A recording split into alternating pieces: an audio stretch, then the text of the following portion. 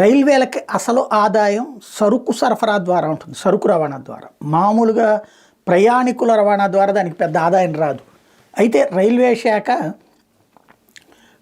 ఇప్పుడు రెండింటిని కలిపి ఒక్కటి చేసే ఒక సరికొత్త కాన్సెప్ట్ని తెర మీదకి తెచ్చింది.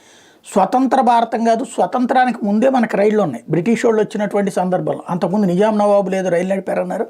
తర్వాత బ్రిటిష్ వాళ్ళ టైంలో రైళ్లు నడిచాయి. అయితే ఆ రైల్వేలకు సంబంధించిన దాంట్లో అత్యంత ప్రధానమైనటువంటిది ఎప్పటికి ఒకటే ఫేసు, ఆ ఉండేటువంటి రైలు మధ్యలో ఆ తర్వాత కొన్ని కలర్స్ మార్చుకొచ్చినటువంటి తప్పించి లేదు. ఇప్పుడైతే మెట్రో ట్రైన్స్ ఒక రకంగా ఉంటాయి, అదే సందర్భంలో వందే భారత్ ఇంకో రకంగా ఉంటుంది. అసలు రైల్వే రూపమే మారిపోయింది, రైల్వే స్వరూపమే మారిపోయింది.